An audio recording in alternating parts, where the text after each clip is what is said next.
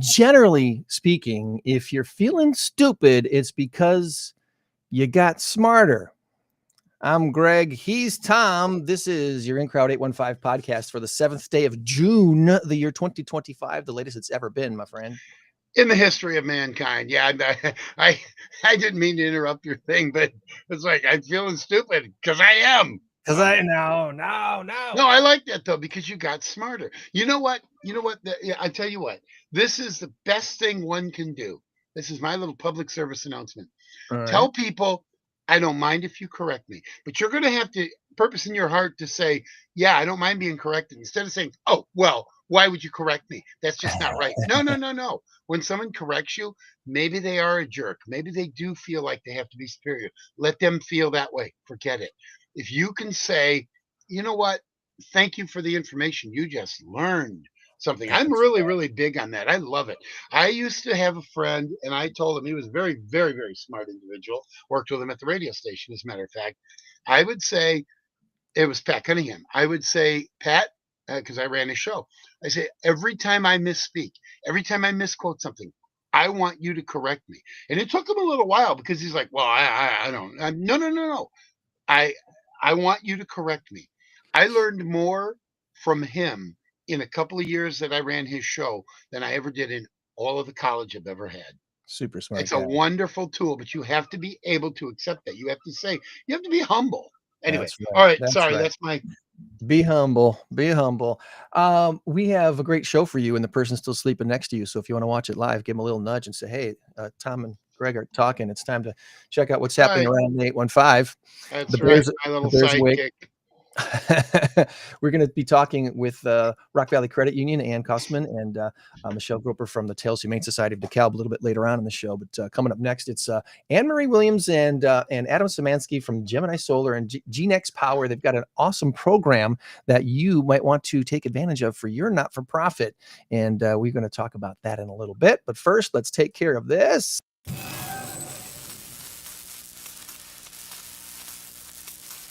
Our current race to 10 has Tom in the lead by a score of 7-6. And our big number of the week this week is 43 billion.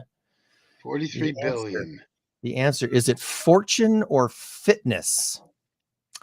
Hey, Google, fortune or is it fitness? fortune or fitness for 40? I'm kidding. I'm kidding. I'm kidding. I Use didn't do it. use your AI machines. I don't No, no, care. I will not do that. I will not do that. 43 Uh, billion? 43 billion, fortune or fitness. The two stories that I've put up here this week are, I believe, within the last week. I think both of these came up within the last 7 or 8 days, so they're fairly current. So we'll be talking about that in a little bit. Before the end of the hour, we'll give you the answer, and you can play along with us vicariously. There he I is. just I just sent it. You are being hypnotized. My Give phone just Tom said the messages. point. My Give phone Tom the just said point. messages. Anyway, all right. All right. So our first guests today, Tom, come from this thing called Gemini Solar or GEENEX Power. They're going to explain why there's so many different names so that we can figure out why there's these different names. Was I think one's a project and one's the company. But Anne Marie and Adam are on with us today. And if I can get this big thing off the screen, there they are. Good morning, folks. Good morning. Good morning. Thank you for joining us today. It's you're both in nice home offices. It looks like this morning. I'm in my home office. Well, we like to get started by learning about our guests first. So, Anne Marie, we're going to start with you. We want to know about you. Where did you grow up, and where did you go to school, and what kind of career arc led you to your current position? Well, good morning. Yeah, I am a born and bred Hoosier. I have lived in the state my entire life. I've lived in every corner of the state. So, went to school in Bloomington. So, Indiana University, go Hoosiers. We're now Hoosier. Go Fever too. Excuse me, Tom? Go Fever as well. Yes, go Pacers, go Fever. It's Indiana's year right now. I could not believe, not to deviate, but I could not believe that game. 111, 110. I'm kind of leaning towards the Pacers. But anyway, go ahead. What an ending. The whole country is, Tom. Everyone's I know. towards the Pacers. I know, but I love OKC as well. I do. I don't care who wins, but I'm kind of looking for. I love Tyrese Halliburton. I love him. He is awesome. Dude, so anyway. I'm a proud Hoosier. The Pacers are making me proud. And I actually have a business marketing degree and have spent most of my career in the nonprofit space. So I came to the energy space just about a year and a half ago. And so I'm still learning all about large scale solar. And the reason I was attracted to this role is because I was previously with United Way of Northwest Indiana. So I had a really large territory, all the northern counties. And I really felt like I could do more good in the community at a for-profit company than I could do at a nonprofit organization. So that's what brought me into the energy sector. They definitely each have their roles, don't they? So it's they sure do. Very symbiotic relationship going on there between the private and public and all that stuff. So, all right. So when people ask you what's a Hoosier, what do you tell them? No one knows. I mean, that's the truth. So I don't even try to answer that question. But I mean, I think the prevailing theory is like, who's there? If you want to be a little ruder, who's your daddy? Yeah. But I think the history books say, it was just, out and people calling to each other across the farmland. So no one really knows what it means. Okay. I just had to hear it from a genuine Hoosier's mouth, so we can get the scoop on that. So yeah. All right, Adam, let's bring you up on the screen here. Where did you grow up and go to school, and what was your arc that led you to Gemini here? Good morning, guys. Well, I was born and raised in Detroit, Michigan, and my family moved to Chicagoland. I live in Chicagoland still, and went to high school here. I got my degree, environmental studies degree from Northern Illinois University. So the dog pack coming at all the big schools and with a chip on their shoulder, expecting those wins like Notre Dame last year. Gosh, that was fun to watch. That was so fun to watch. I was there in person. Awesome. Very fun to watch. There we go. I don't know if you can see it, but that's my NIU right there. That's right. That's right. Go Huskies. Go Huskies. Lived a lot of different places, but after college, started in residential and commercial construction as an internal environmental consultant, and spent a few years in that industry and really enjoyed it. Worked outside every single day, everything different. never in an office, traveled all over the country and worked on a lot of really interesting projects. And then I got poached, wasn't ready to leave, and got pulled into this industry. And I've been into it for a little bit over 4 years now and just really, really enjoy it. So environmental, what was it? What was the job title again that you're traveling over the country? It was environmental consulting. So we were working with we were an internal subcontractor in a way for residential and commercial construction companies, several very large residential and commercial construction companies. And so we would just help them toe the line above and beyond in some cases, in case, there was some problem later down the road, they were able to document their compliance, not only their compliance, but, going above and beyond. So was that mostly residential stuff or commercial or both or Both? Okay. Because you get some of these developments, and obviously development is important and you want it, but how is it going to impact the overall environment of where it's being built, and just how much effect is it going to have? I imagine there's things that can be said about, it's not all negative. Some of it's a positive effect on the environment, but that's pretty rare when you're doing large scale developments and stuff like that. It really depends. I mean, it's a crapshoot. Every state is different, has different laws, every county, and so on and so forth. But one project I worked on in that chapter of life, which was really rewarding, and in one of those projects that definitely benefited the environment afterwards, was a 3.5-mile creek relocation with the Army Corps. And to watch wildlife come back to that area in very, very industrial part of the Joliet corridor.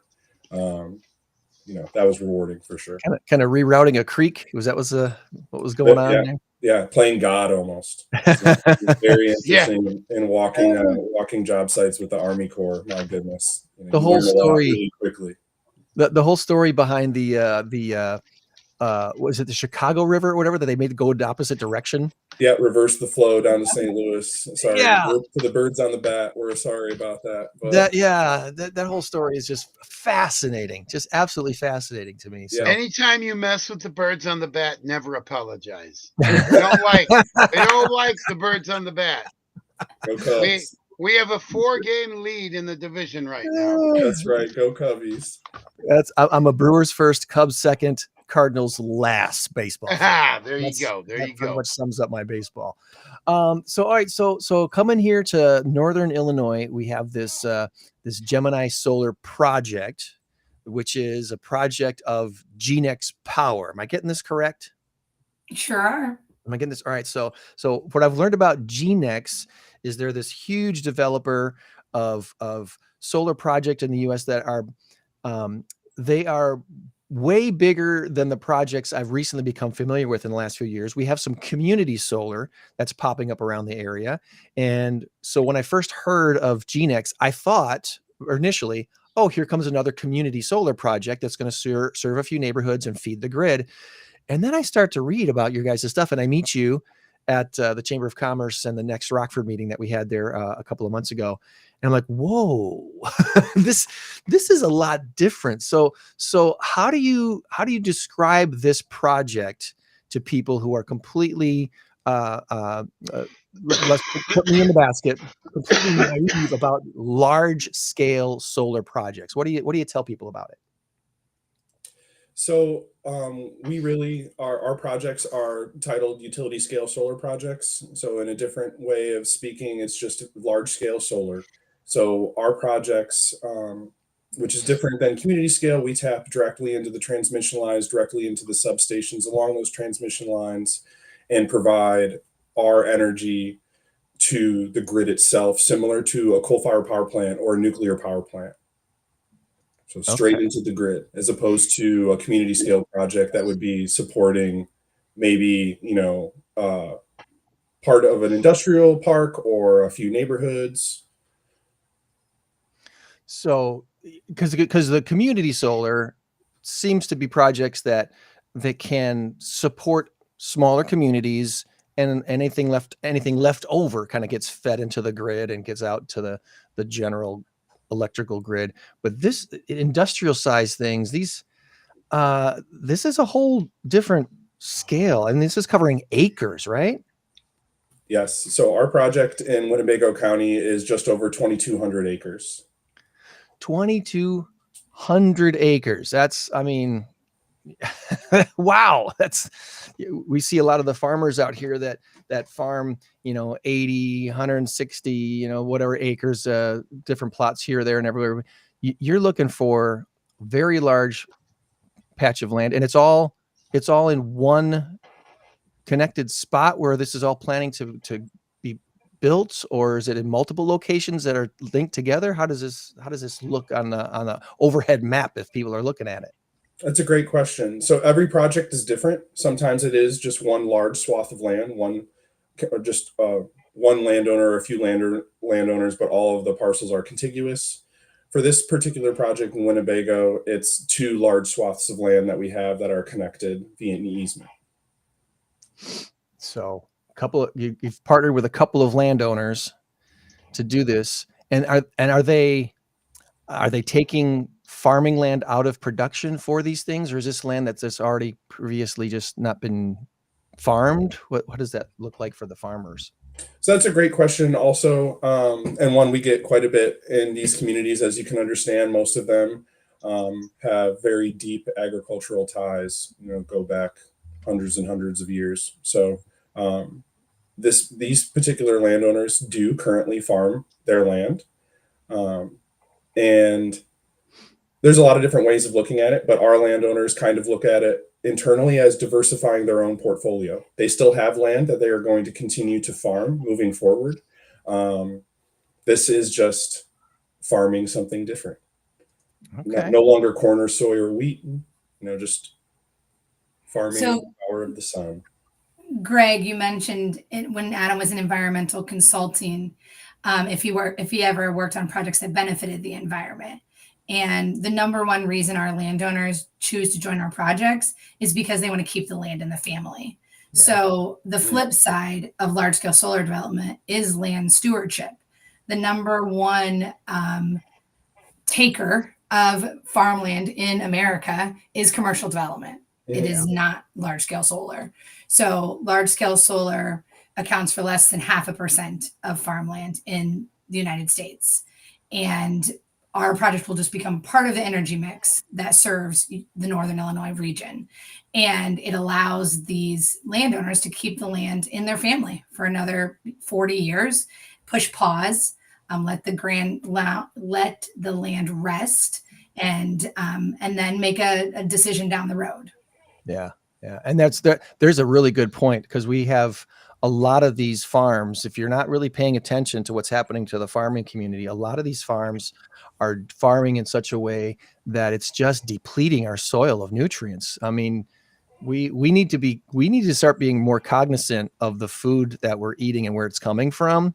And this whole situation that we're what's the best way to put it? It's like synthetically putting nutrients on these farm crops that don't really belong there. And eventually I think somebody said in some areas we're anywhere from 40 to 50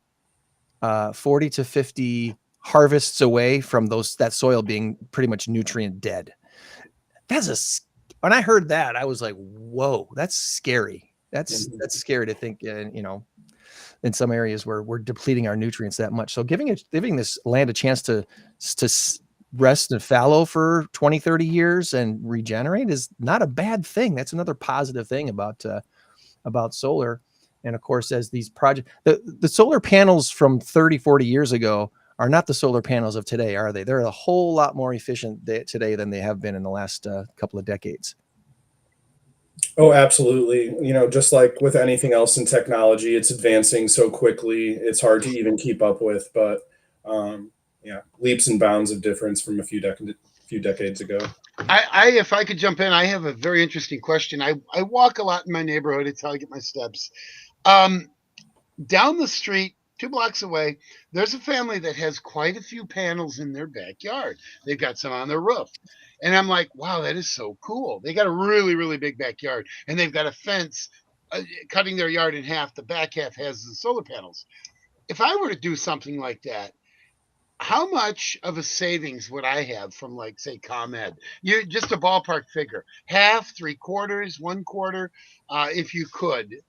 Would that be even productive for me, or what? That's really a case by case basis, Tom. I have 13 panels on my roof. Hmm. My wife and I live in DuPage County, just west of in Chicagoland, and my summer bill is about 15 to 20 bucks a month. Oh, wow. But Yeah, it depends on the amount of sunlight that your property or your rooftop naturally gets, the yeah, tree yeah, yeah. coverage in the area, the slope of your roof. We don't really do residential solar, but I can help you out with a few questions if you want. Oh, It's yeah, hard to yeah. ballpark that type of savings, though. I don't know what type of system that your neighbor has, but it sounds quite large. It does sound big. I'm not sure what they're doing on the property, but clearly they're a high energy using household. It Yeah, really depends, and that's a whole nother factor too.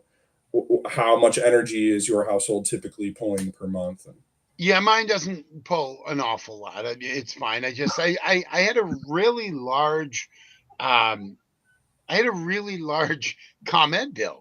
And I'm like, wow, what in the world? We have central air, and of course, this is over the winter too. And I like it warm in my house. I'll admit, my wife likes it at about 48. I like it at about 72.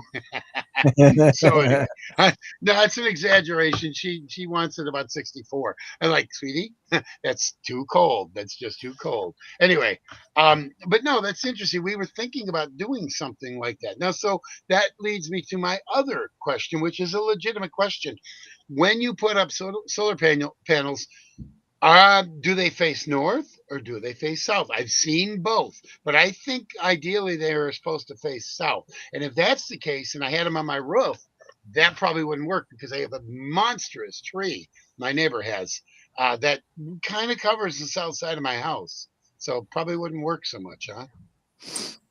I think, I wouldn't shoot it dead just quite yet. They have these systems where they can run an analysis, including the slope of your roof, like an aerial bird's eye view, and give you a very real idea of one, where you could even realistically install a panel. And then you can kind of work those numbers as to see if it would be beneficial for you and your family. I think a lot of people, definitely a lot of people in this country just assume you're going to throw them up there and see a significant savings, but it really is a case by case basis. Absolutely. So it is. At the very least, I'm going to explore it. I owe it to myself and to my pocketbook to explore it. So yeah. Yeah, why not? Thank you for that. That was a great answer. That was completely. It satiated my knowledge thirst. One cool thing we're seeing, Tom, is especially as Adam and I travel around out in rural parts of the country, is that schools, a lot of schools, and Yeah. a lot of hospitals, some small airports, they're all putting in solar arrays. So that's their own personal array. So it's different than what we're doing here with utility scale, but they're saving, they're using up land they weren't using, maybe a back parking lot, or the Rockford Parks District has a solar array with some Yeah. land that they weren't using behind one of their buildings. And it pays for itself and it saves them money. So you're seeing Yeah. those pop up all over the place. We got this big ball of gas and energy in the sky. We might as well use it, right? That's right. Absolutely. Right. So That's yeah. right. Well, we need to get into this grant program, Anne Marie. And what is this Gemini Solar Local Grant Program that you have been making available now for, I think, a few months? Yeah, we awarded our first grants in December of 24. So Adam and I have been in town since about March of 24. And one of the tenets of GEENEX is to be a good neighbor. We believe that developers should also be good neighbors. And we believe that good neighbors are engaged neighbors. And so we like to go on what I call a listening tour. We come to town and we get to know people and the needs and desires of your community. We really pride ourselves on crafting our community engagement to the community. And so we decided to offer this local community grant program And it really helps us to uncover the very, very small, hyper-local nonprofits and community organizations that are doing the work on the ground in Rockford and in Winnebago County. And so it's a really great way to let your community tell us about itself instead of us assuming we know. And so we awarded our first grants in December. We awarded our second round of grants in March. So since December, we've awarded over $15,000 of grants to over 13 local organizations. Anyone who serves Winnebago County is eligible to apply. And it's a quarterly grant cycle. You can apply for up to $5,000. You can reapply every quarter, whether you've been a past recipient or not. You're welcome to reapply. And because I came from the nonprofit space, we purposely designed it to be a very simple Google form. I often get calls or emails that say, is this really it? Is it really just this form? Am I missing something? And it takes 5 to 10 minutes to fill out. And we're much more interested in your mission and your vision and the work you're doing in your community than we are the service or program that you're looking for funding. So if you're in the nonprofit space, you know that grant writing can be burdensome, grant reporting can be difficult. Maybe, you're a one-person show and you don't have the time to write grants or report out on them. And so this grant can be used to keep the lights on. It can be used to pay utilities or buy toilet paper. We know that you have to pay your staff, you have to keep the nonprofit running. And so you don't have to come up with some special program to prove to us that you need the funding. Nice. That's awesome. And as you've all obviously learned here over the last, whatever it's been now, 10, 11 months that you've been around here, Rockford, the Winnebago County community, it's a very generous community. There's a lot of great people here. It's wonderfully diverse, and there's a lot of wonderful, giving, kind-hearted people here. We have over 400 not-for-profits in our area, and 197 of them are actually formally, registered and such. So there's so many programs, filling so many needs around here, and to have this opportunity to maybe get a few extra bucks into their organization to help with some projects that they either want to grow or sustain. I mean, that's a wonderful, wonderful opportunity. So Gemini-solar.com/grant-program, got the web address up there on the screen, and we've got it in the chat too. So if you're following us on Rumble, YouTube, or Facebook, you should see it in the comment section there of this show. It doesn't show up on Spotify, so if you're watching us on the Spotify later, you'll want to go back to either one of the YouTube or Facebook or Rumble channels and check out the link if you just want to click on that. But there it is on your screen. You can type it in. It's not that long. Put it on your web browser. Is there anything else that we haven't asked you about today, Adam and Anne-Marie, that you wanted to make sure we get the word out about before we transition over to our next guest here on the In Crowd 815 podcast? I have just a couple of things. Part of our community engagement is to open a local office. Mm-hmm. So we do have a local office at 308 West State Street. So if you know where Cantina Tacos is, and I sure do because I eat there every time I'm in town, or if you know where the Greater Rockford Chamber office is, we're right there in that building, lower level. We do have a local project representative who wasn't able to join us today, but so we've got a local office and a local employee. And we hold monthly coffees where you can come and get some coffee, get a treat, and ask Adam and I or our local representative any questions you have about the project. So the next one is June 26th at Wired Cafe, 9 a.m. Wired is right there in Rockford on State Street. And if you miss June, we'll have one every month. So we try to have plenty of opportunities to come and chat with us about any questions you might have.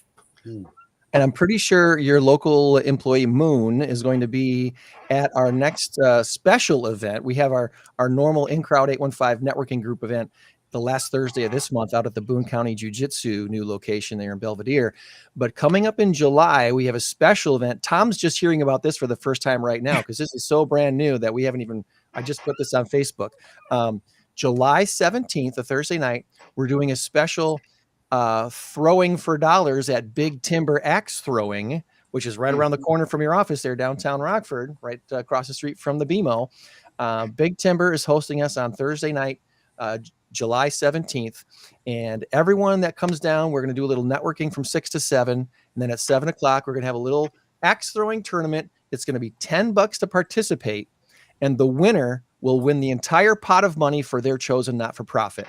So whatever not-for-profit they're representing, if they are the top thrower of the evening, they're going to get the whole pot. So if we got 10 people playing, they're going to win $100. If we got 20 people playing, they'll win $200. We'd love to have 30 people throwing axes that night. They've got 5 or 6 lanes, so there's plenty of room for us to come out. And even if you've never thrown before, it's a lot of fun to learn. They've got folks that'll help train you during that 6 to 7 hour. You can get a little practice in to make sure you can actually hit the board and make it stick. Well, that's interesting. I think I might do that because I've got a non-for-profit. It's called Tom's Teddy Bears, and it would be cool to. All right, I'll stop now. Tom's Teddy Bears. That sounds really cool. That sounds it's gonna be a lot of fun. Get my right arm warmed up. You can do the 2-arm throw too. They teach that as well. So it's all about the technique. Yeah. Yeah, it is. I'm proud to say that my son and I were the winners of a mother-son axe throwing contest. So I might need to check my calendar because I have experience. There you go. Wow. There you go.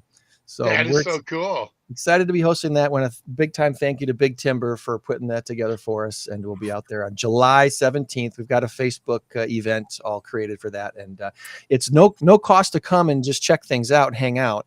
To throw in the actual little mini tournament that we're doing will be $10. That's it. So.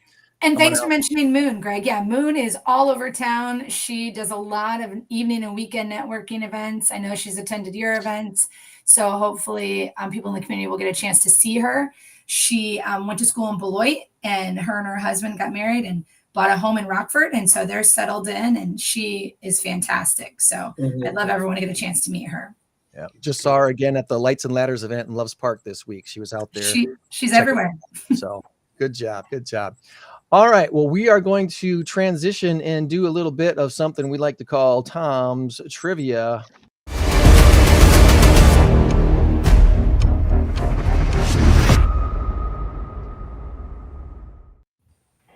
Thank you, Gemini Solar. And all right, Tom, we're going to put you, where are we going to put you? Right over here in the center square. All right.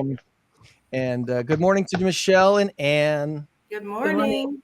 Our next guests are primed and ready to tell us all about what they're up to. But first, a little bit of Tom trivia for the week. What do we got, Tom? All right. I'm going to tell you, first of all, do not kick the dirt and say, oh, man, I really suck.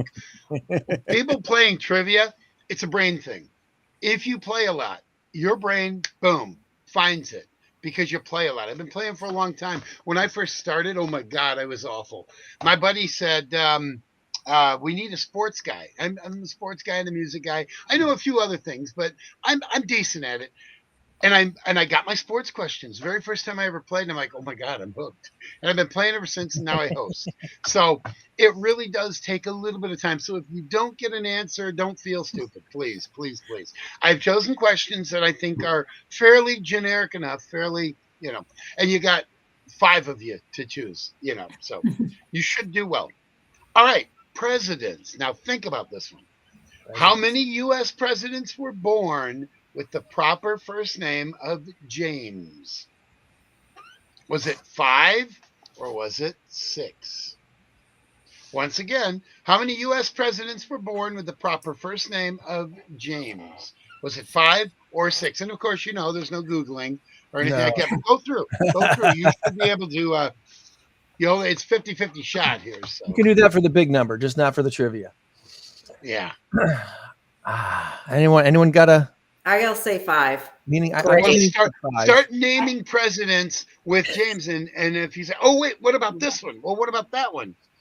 So, Jimmy Carter. Jimmy Carter was James, right? Yeah, and James Madison. James Madison. I'm feeling pretty good about 5. I don't know. But... All right, 5 is your answer. You're okay.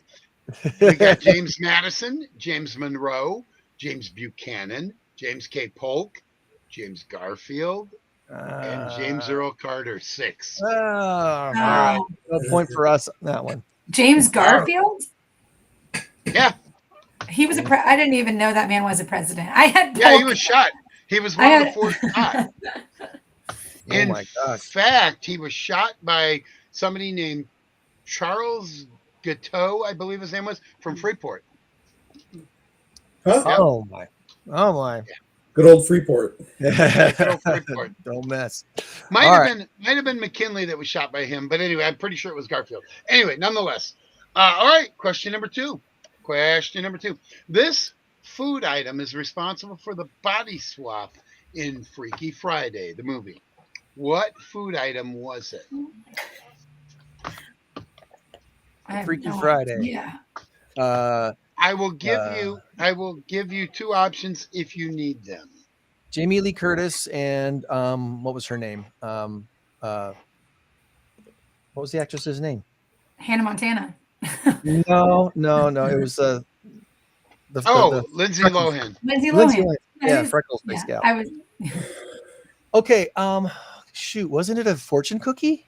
Yes, it was a fortune cookie. I'm not going to let you talk yourself out of it. You got it. Wow. Good job. Great call. Now, right. not to be, like if I say, well, okay, what do you think? Hey, I want consensus. But on something like that where you're all kind of struggling, as soon as you get it, I'm going to tell you. So, but anyway, all right, there we go.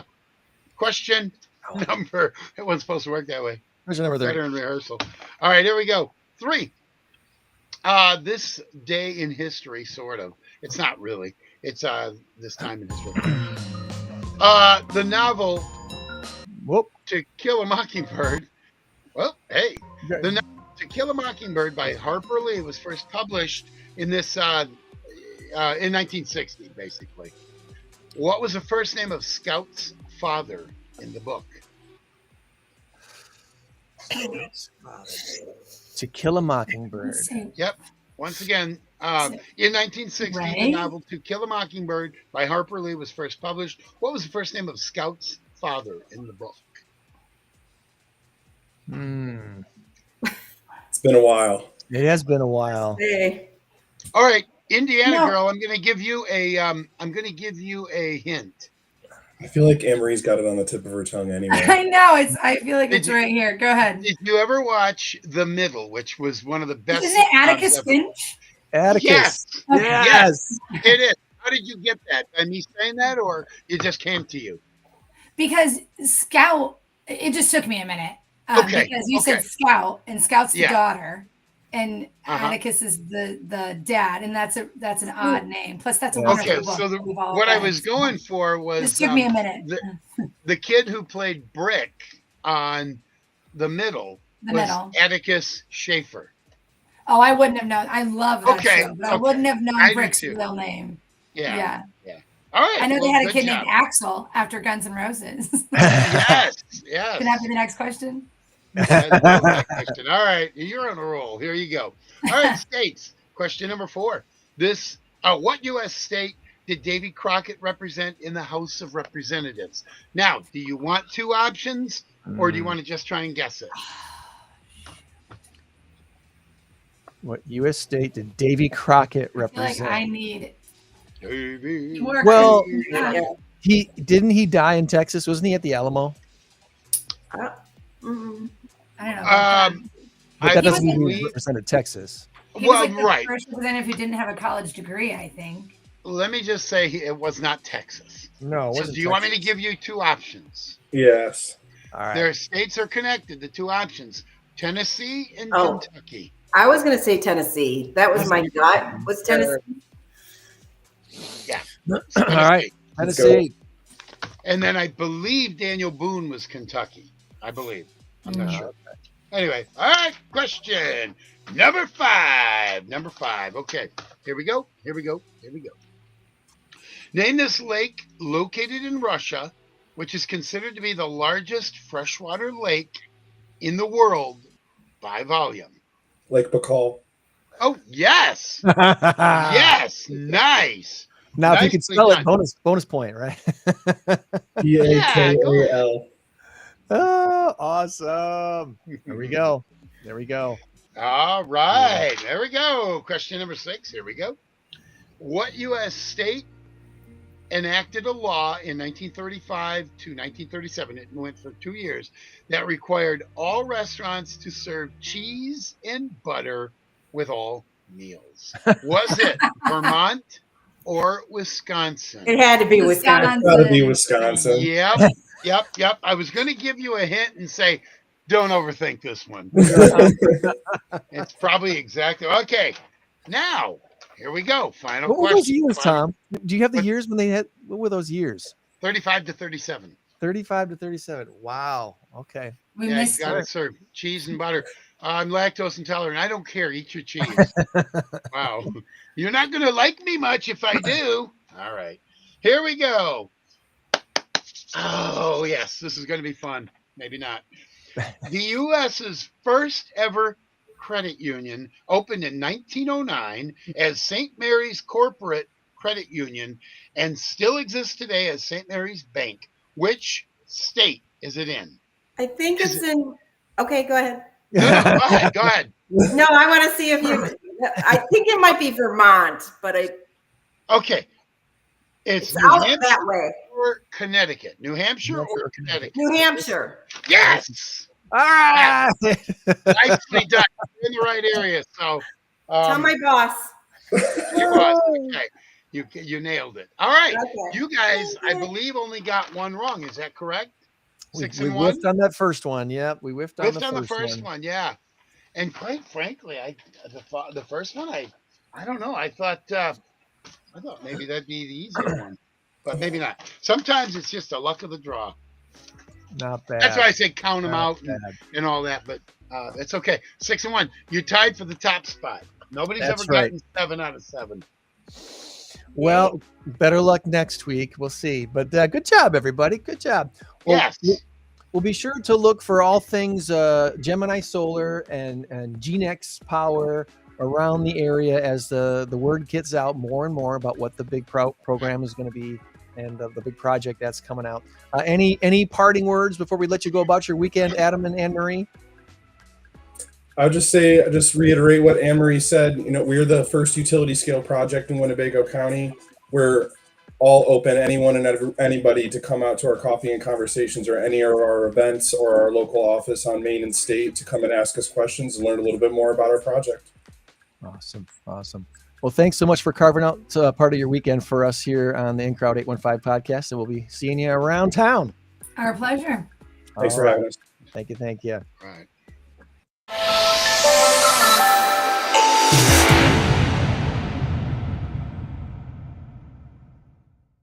All right. All right. As we reset the screen here and grab a different logo, there we go.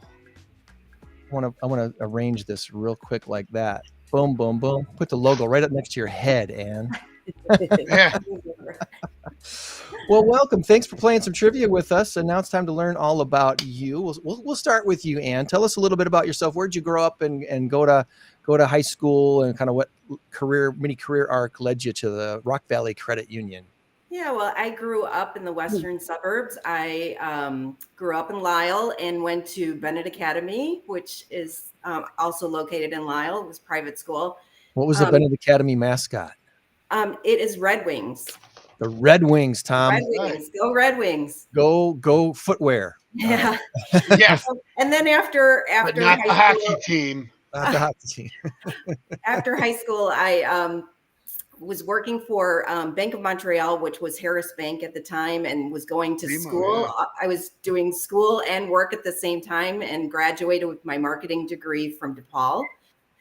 So I spent 10 years in that financial institution doing event planning for them and for their wealth market, and then migrated to the Rockford area about 30 years ago, I guess, and spent my recent career working for the Parks Chamber of Commerce as their director of membership and development, and then last year joined Rock Valley Credit Union as their business development specialist. Awesome. Okay. Yes. All right. And then Michelle with Tails Humane Society. What can you tell us about your career arc, if you will? And well, first, where'd you go to school? I grew up in Central Illinois, so I graduated from Metamora High School and Eureka College. Metamora High School. Tom, you know the mascot of Metamora High School? Metamora, no. The Redbirds. Oh, Redbirds. close. The Red Red Wings and Red Redbirds. Uh-huh. It was meant to be. It was a whole bunch of birds today. And then Yeah, exactly. Eureka College. So it's Central Illinois as well.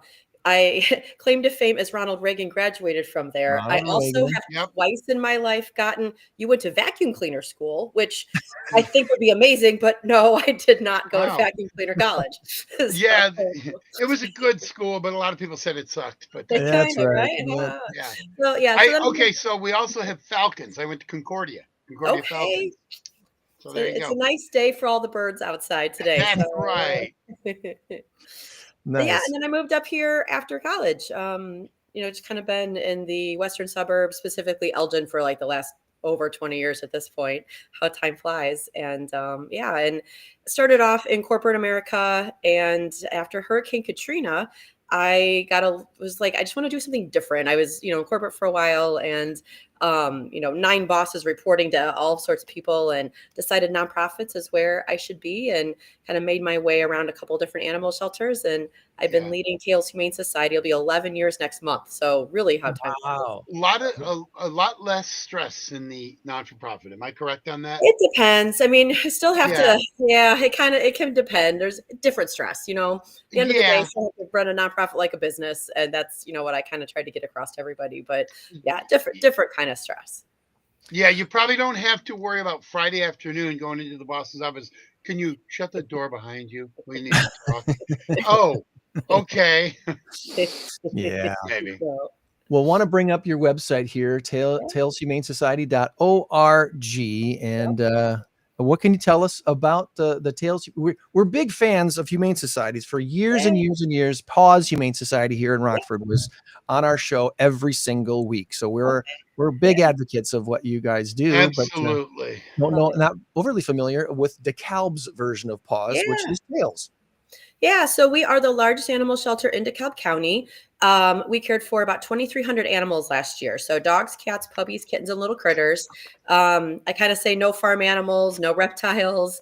I used to say small and furry, and then we got some St. Bernards and Great Danes, and they are furry and small, or not small. So yeah, our main mission is just helping homeless pets find their new home, or kind of their temporary home until they find their new forever. We have multiple programs and services. Kind of our 2 core ones are our spay neuter clinic. So obviously every dog and cat is spayed and neutered prior to adoption per Illinois state law. And then we also have a public component. So if somebody gets their pet in a way that isn't from a shelter, they can come to us for get their animals fixed and vaccinated and such. And then we also have our dog training program. And so again, double 2 things there, that every dog and puppy adopted from Tails gets a coupon to come to our classes. And it is, again, also open to the public. We have everything, as you can see, from puppy classes to regular adult classes, and some specialty classes as well that are kind of popular. And then go ahead. I'm sorry. Yeah, no, just some other community programs as well. Lots of stuff going on. I was going to say, you are in my wheelhouse right now. Okay, interesting, quick little story, 30 seconds. My son and my daughter-in-law. Yeah, my son and my daughter-in-law. Wow, that sounded weird. They had problems with their house. The electric they had shorts because the roof was leaking and all that. So they're temporarily staying with us. I have no problem with that whatsoever. But they brought along 3 dogs and 1 cat, and I already have 3 dogs and 2 cats. Oh my God.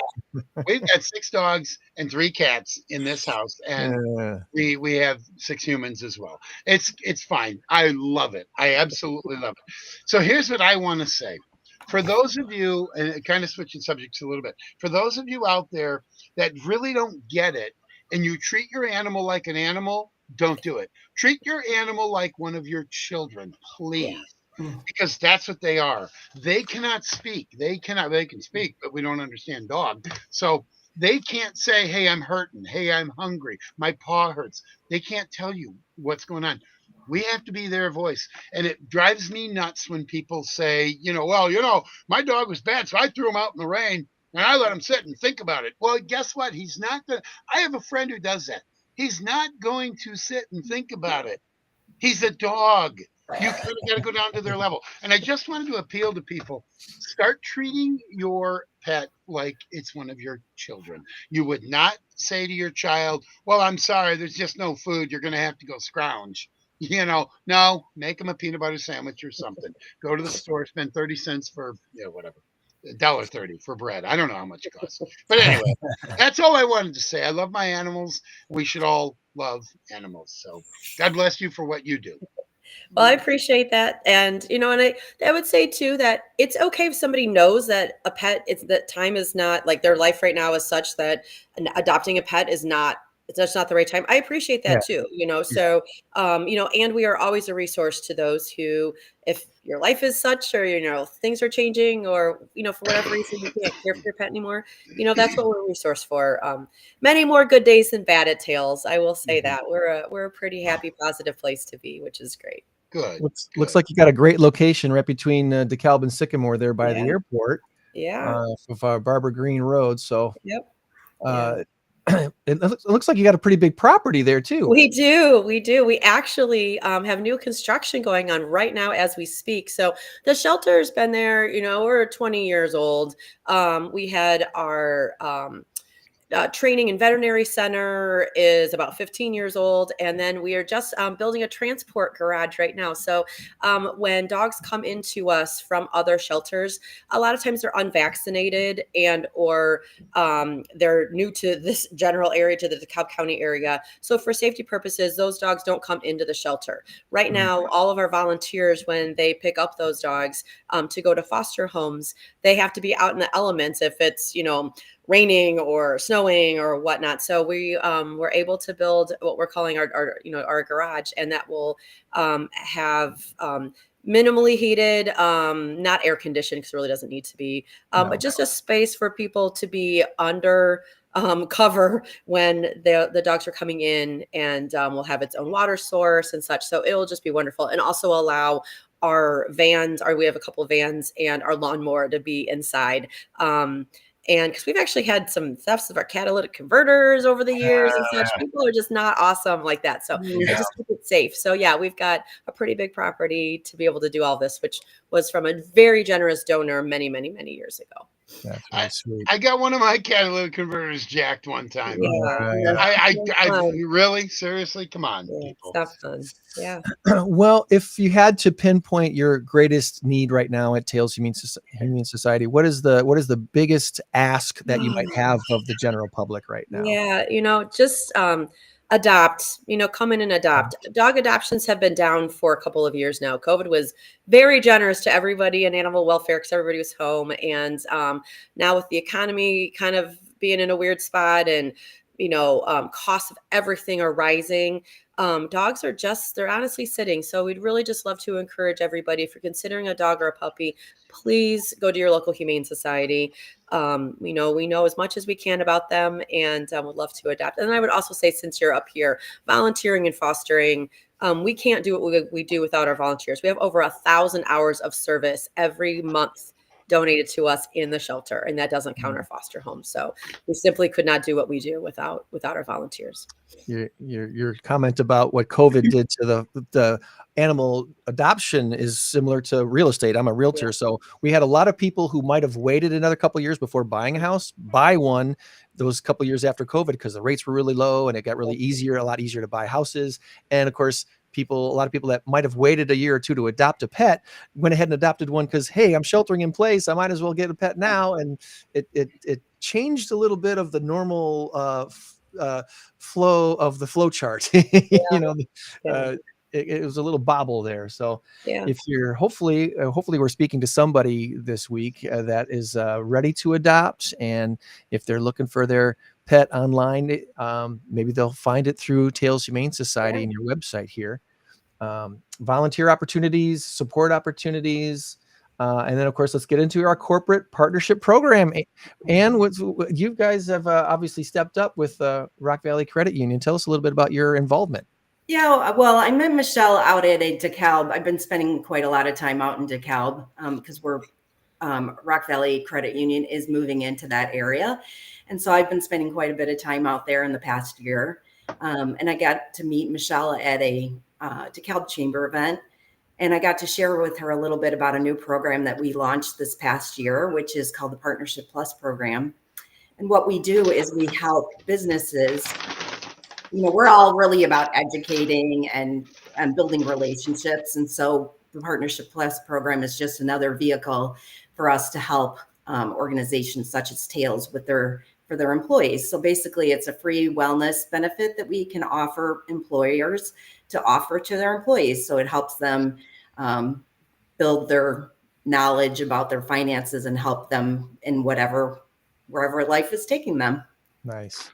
I want to bring up your guys' website here too and show off what Rock Valley Credit Union is up to. You guys have been around a long time and do a lot of great stuff around the community. What generically, I guess, would you like to tell us about Rock Valley Credit Union and the organization that you're a part of there?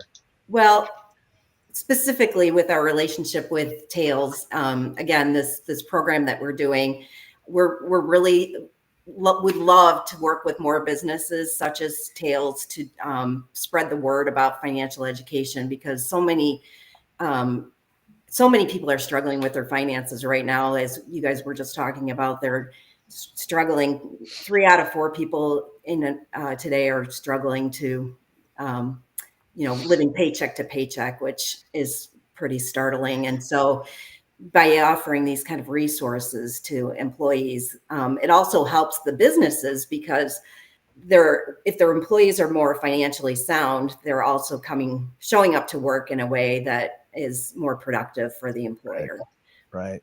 So, but we're doing a lot of great things in the community. As I just mentioned, we also are now the official NIU athletic sponsor, the exclusive credit union for NIU athletics. So we're really excited about that. And as I also told you, we're proud to announce this week that we are also going to be opening our first branch in DeKalb County. So, well, it's a pretty big deal when you put your logo on a football field. Yeah, we're really excited about that. Really excited. That's pretty amazing. And with our increased presence there, it was kind of a no-brainer for us. And we're also going to be able to help their athletes, similar to the employees, also help their financial wellness and plan for their futures and build a solid foundation for their financial futures.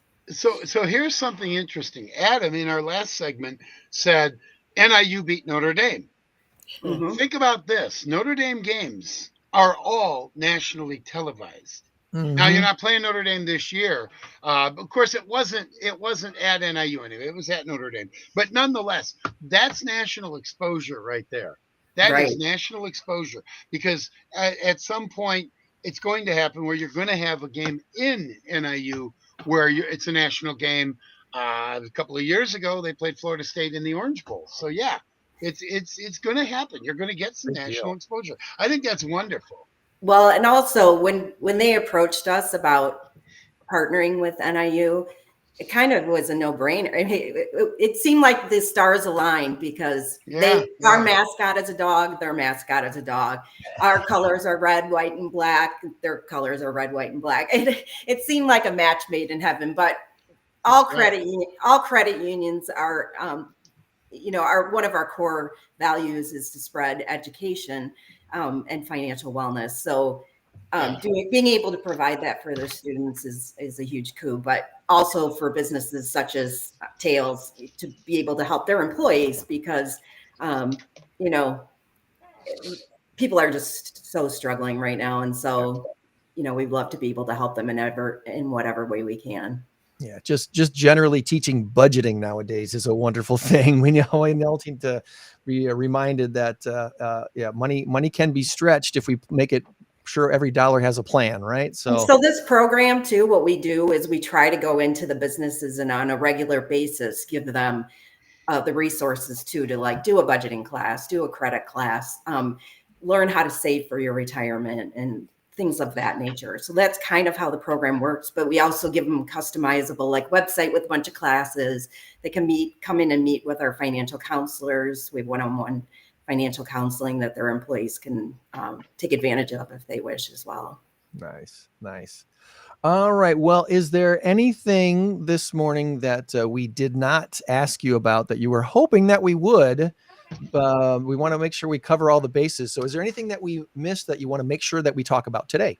I would just say, if you're out and about tomorrow, we will be out the South Main Mercado. So come and check us out at our booth. We'd love to see you. That's from 12 to 7 at 917 South Main Street. I'm going to see. I think I can bring this up here. They've got this South Main Mercado. Yeah, that's right. I'm glad you brought that up because they've got this It'll be a fun event. Facebook page up about the South Main Mercado. And as my in-crowd 815 page, I haven't liked them yet. So like and follow. South Main Mercado, June 8th. That's tomorrow. Look for a red tent. Look for the red tent. I can't miss it. And that's all happening tomorrow at South Main Mercado, 917 South Main Street in Rockford. That'll be a nice, big fun. Hopefully the weather cooperates with everybody and should be a really, really good time. Good deal. All right. Any last words in your world there? No. Did we miss anything? Get out I'll do one more plug since it is so nice that we're going to summertime. We have a newer program called our Dogs Day Out program where anybody can walk in the shelter anytime we're open. And there are some rules around it, but you could take a dog out for a few hours for the afternoon. Just some people, they'll just go to the wildlife preserve and for a walk, or they'll do their errands at the local stores if they're going to Menards, or even like TJ Maxx is dog friendly and can take a shelter dog if you work from home or you work in an office by yourself. And you can also take one for up to 3 nights as well. So check out our Dogs Day Out program on our website. And it's been just so popular. Lets us get more information about the dogs. And sometimes they actually get adopted too, to the folks who bring them in. So it's like crazy. Those samples at the grocery store. Okay, sure. You know what? Yeah, I'll take some. I want one of those. Yep. I want one of those. I want the curly one with the fuzzy tail. Yep. After 2 or 3 days, you get a good idea of what the pet's like, and maybe it's your family. I have to stay away. I have 6 animals in my house right now. I can't. I just can't. No, and we just appreciate everybody's partnership today. Thanks for having us, and for Ann and Rock Valley for just our ongoing partnerships. Absolutely. Thank you, Michelle. Well, we're looking for you around, and congratulations on this whole partnership in DeKalb and this with the NIU. That's a wonderful thing, and all that you're doing there in the 815. So hopefully someone can come out and maybe throw some axes for tails on July 17th. I'll be there. Yeah. Awesome. It's axe throwing is kind of like dart throwing. Sometimes you just get lucky and you hit all the bullseyes. It just happens. Sometimes. Come on and take your shot. So, all right, ladies, we'll have a wonderful weekend, and thanks again for coming on today. Thank you so much. Bye-bye. Bye-bye. There they go.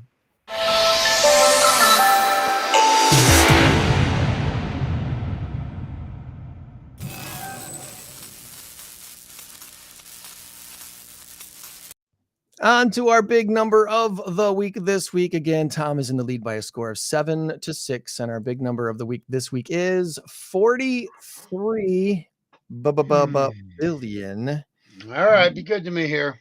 Your answer is it fortune or fitness, and you went with fitness. So let me take a look here at what it was and give one of us a point. We have a new Fortune 500 list came out, Tom. Okay. We've got a new Fortune 500, but we do not have a new champion. For the 13th year, do you know what company is at the top of the Fortune 500 list? Oh, boy. Amazon. They are runner-up. They are Facebook. number 2. The number 1 top of the Fortune 500 list is Walmart. Oh, Walmart, of course. They are still there. They topped the list for the 13th straight year. Runner-up Amazon has closed the revenue gap. Now they're only $43 billion behind Walmart. I'm going to take the point this week. Chump change though, right? $43 billion. Yeah, whatever. That's not even gettable. Come on. I'm protesting. Outdoor Boo pickleball. Boo hiss. The fitness number this week is all about outdoor pickleball. Outdoor pickleball courts have rocketed 650% in the last 7 years. And there are 43 billion people playing pickleball now, you know. On other planets, of course. They can't. The thing is, they can't keep up with the growth of the sport. The growth in players is still outpacing the number of courts to play on. If we put all of the American pickleballers in one state, it would be tied with New York State as America's 4th most populous state. According to the Sports and Fitness Industry Association's latest publication report, there were 19.8 million pickleball players nationwide in 2024. That's a 46% increase since 2023, and 311% more than 2021. Have you ever played pickleball? No. I'm laughing because last year for like Father's Day, I got a pickleball set. So I got 2 paddles and a ball in my trunk waiting for an opportunity to play. And who did I just see? I just saw somewhere where they put in a pickleball court, and I'm like, oh my gosh, right here in New Milford. They just redid the Victory Park, and they're they're celebrating that today. They're kind of ribbon cutting, if you will, of Victory Park. And all right, I'll meet you down there in an hour. They put in a pickleball court. I haven't been there to see it yet, but today's the day that they're gonna, unveiling the park. And I don't see a page on Facebook. See if this will bring it up here or not. Here it is. There we go. Victory Park. All right, I got something to throw up on the screen for us now. Victory Park's big open celebration is today, June 7th, from 11 to 2. They're going to have some free food down here in New Milford, 2984 Morris Drive. They'll have a special Birds of Prey demonstration, a craft and vendor show, the Village of New Milford, and Unicorn Fluff providing some free lunch and treats. Winnebago County Sheriff's Department, New Milford Fire Department putting things on, and a pickleball demonstration. I will not be that demonstration. But the new playground, the new courts, and there was a big grant that the state was secured through the state, thanks to Maurice West, our state representative here in the 67th district. So that is today. Boom. Share. Put that on our Facebook page too, right? Just like that. How easy was that? And free to do. I just promoted Victory Park's New Milford celebration on my Facebook page. And you can do that too with the InCrowd 815 podcast. We would love it if you did a little bit of that for us, liking and sharing and letting people know about what we're up to. And our goal, which is to have every one of our 197 registered not-for-profits on the podcast at least once to tell their story, who they are and what they do. I think we're now up to like 85 of the 197. I have to double check my spreadsheet. What are we going to do when we hit 197? Are we going to quit the podcast or what? There's a little. It's a little bit of a secret, but I'll let you in on the secret, Tom. Right down there on the screen, there's a button, and it resets. We just start all over again. So boom. There you go. That button right there. Didn't boom. Work. Didn't work. Yeah. So look for that. A couple of quick other shout outs for me this week before we wrap things up. I want to thank Danielle and her whole team at NAMI of Northern Illinois for their awesome Mulligans for Mental Illness golf day that you and I got to play in with your son. And with Ron, another mutual friend. Ron's on our trivia team. It was such a great time. And I got to just say, Danielle, she is the most humble person I've ever met. She doesn't like the spotlight, but she's so doggone good at what she does. Yeah. I mean, she's such a sweetheart, such a nice person. I'm telling you, I will go out of my way every time to help Danielle because she's been so good to me, so good to us, and this was really, really awesome. And I really appreciated the golf outing. I'm looking for another one. Actually, Gregors, on Sunday, we're not going to do it tomorrow, but next Sunday at you probably can't, at 4:00, we're going to go golfing at Mississippi. It's $5 for 9 holes after 3:00. Okay. Yeah, That should be a fun time. That should be good. Should be. Other quick shout out this week, Prairie Street Brew House. They are, of course, they've got that great dock where you can, when the weather's nice, you can sit out on the dock, order food, listen to some live music. We were out there to listen to Clark Kelly last Monday night after the golf day with Nami at Forest Hills Country Club. My wife and I went over to Prairie Street and enjoyed a little Clark Kelly music and some food from Prairie Street Brew House. That was a lot of fun. The Lights and Ladders event this week in Loves Park went off really, really well. They demonstrated grease fires in a kitchen and what not to do. They actually demonstrated, Tom. They actually they started a grease fire and they showed the families that were there what happens when you throw water on a grease fire. Worse yet, what happens when you throw grease on a grease fire? Oh, that's even worse. It was really bad. And they had a demonstration of how to use fire blankets. And no, this isn't the blanket that you wrap yourself up in. This is a blanket you throw on top of a fire to snuff it out. And so they had our buddy Marcus Smith from State Farm had a whole bunch of fire blankets he was giving away for free at the event. So Blue 815 was there, Andrea and her organization. Lots of great organizations out there supporting Loves Park and the firefighters. So kudos to another successful Lights and Ladders event. And then, of course, Starlight Theater opened up their season this week with SpongeBob SquarePants, the musical. You got 2 chances to see that today at 2 p.m. and 7 p.m. And if you missed it, it'll be back again in July when all 4 shows reset again. So I'm going to take the boys to SpongeBob SquarePants. It's a fun show. Next week, we got Grease on the stage. The week after that is Ragtime. And then my show, The Wedding Singer. I'll be in that this season. So come on out. All right. Enjoy that. Boone County, a reminder that Boone County Jiu-Jitsu is the host of our next In-Crowd 815 networking group event. The last Thursday of this month, we'll be out at Boone County Jiu-Jitsu on Belvedere Road, Belvedere, for our monthly free networking group. The 815 area's largest, absolutely free, no membership required networking group. Come on out and meet some new people there. And I did want to extend the invitation to everybody to join us at the Tinker Swiss Cottage 2025 Aloha Ohana Gala. This is going to be a very special event. The Tinker Swiss Cottage is celebrating 160 years. It was 160 years ago this year that Robert Tinker built this cottage.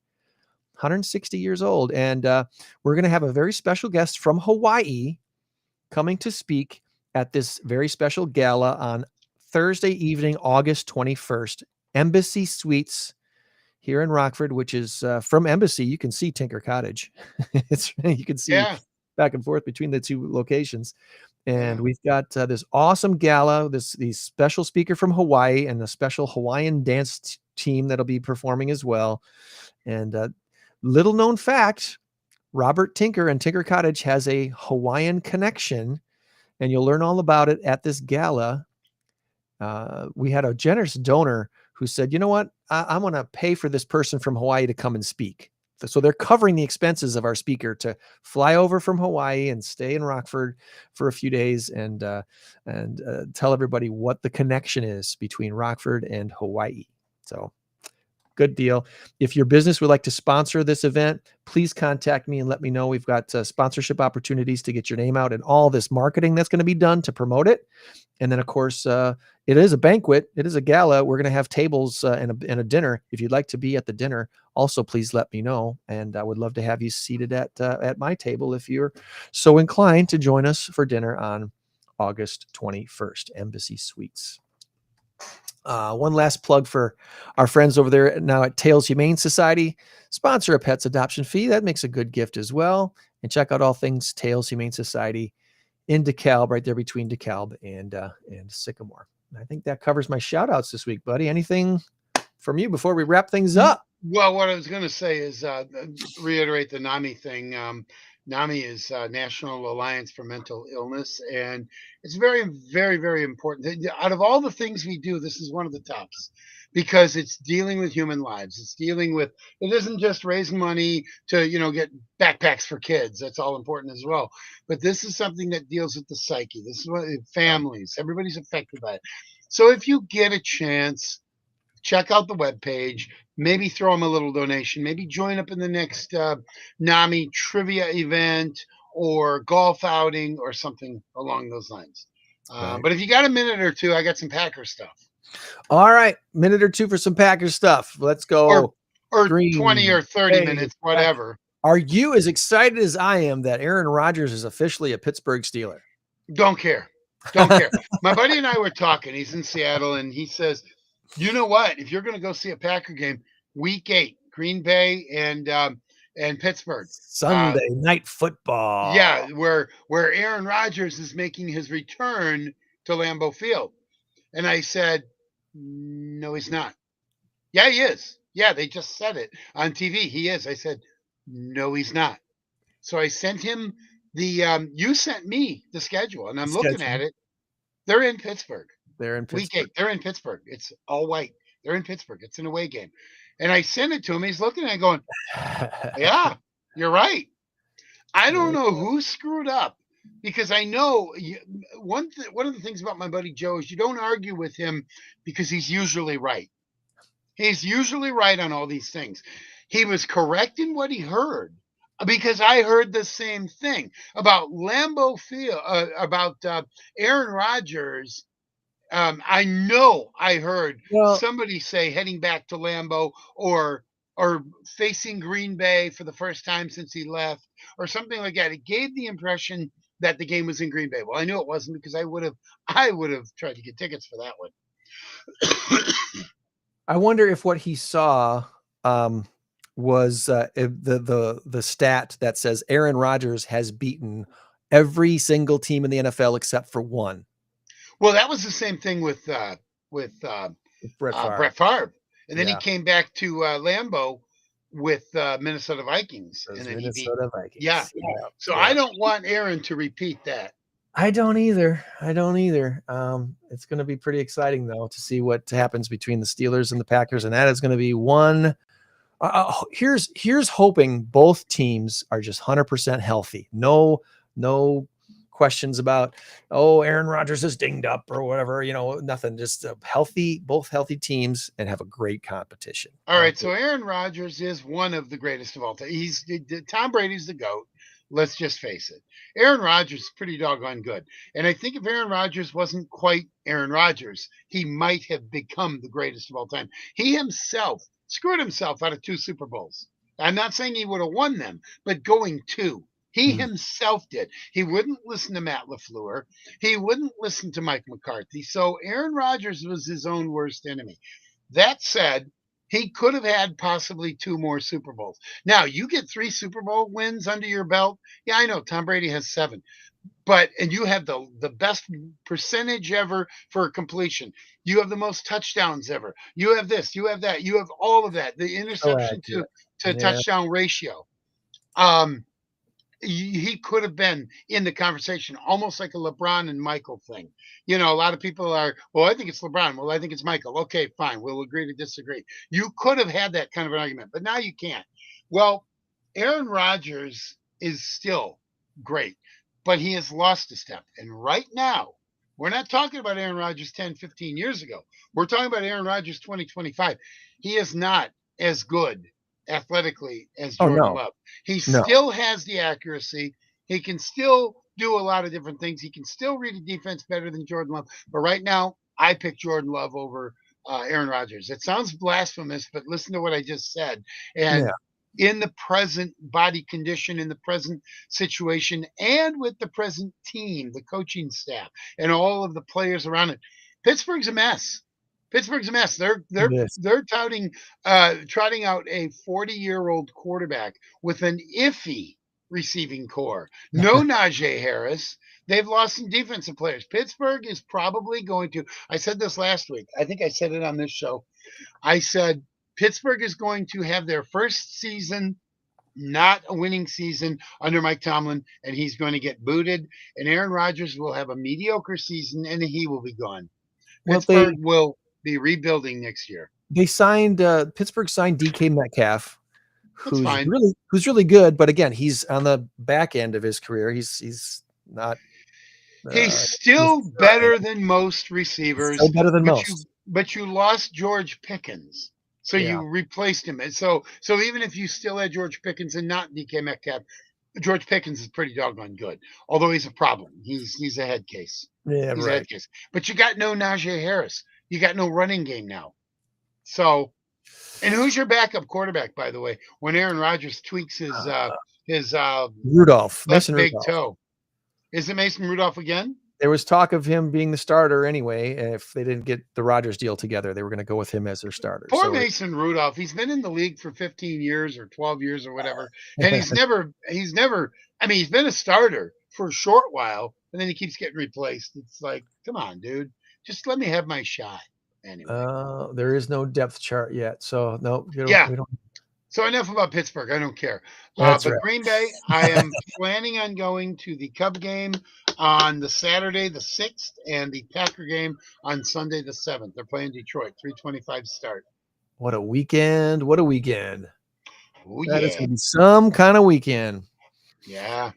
All right, good deal. Well, that should wrap up our show for this week then. Hey. Yeah. All right. Fine. I hope you enjoyed our little breaking news. Again, July 17th, we are going to be out at Big Timber. Did I bring this up yet? I did. I know I brought it up as a conversation, but did I bring up the page? You did. Big Timber. Okay, so I don't know. You may not have brought up the page. I don't know. Maybe you did. Big Timber, Thursday, July 17th. Yeah. 6 p.m. They have a fully stocked cash bar. They have a wonderful meeting space there at Big Timber, right across the street from the BMO. Parking there is between Big Timber, between the BMO and the Embassy Suites. There's a couple of parking lots over there, or you could park in the parking garage over across the street from the BMO and then walk down 1 block. It's only a 1 block walk from the parking garage there to Big Timber, which is right there around the corner from the BMO. And then at 7 o'clock, we're going to have a little charity axe throwing, little mini tournament there. Everyone throwing for their own favorite charity. And we'll see who wins the pot. Mm-hmm. It's all going. Thank you, Big Timber, for putting this on for us. Appreciate that very much. And look forward to seeing a bunch of people out there on July 17th. Good deal. Nice. All right. Well, as we like to say, remember, friends, you change the world when you help one person. So be a blessing to someone this week. We'll try to do the same. Meet you back here next week for another In Crowd 815 podcast, when our guest will be Lifescape Services RSVP Director Carly Jonet, or Jonette. It's Jonet. So we'll see if she likes to pronounce it the French way or the Hooked on Phonics way. Okay. Carly, I got right there. Carly from Lifescape Community Services. All right, buddy. Have a great rest of the weekend. Right. You too, buddy. You too. 815 in crowd. 815 in crowd. 815 in crowd. 815. 815.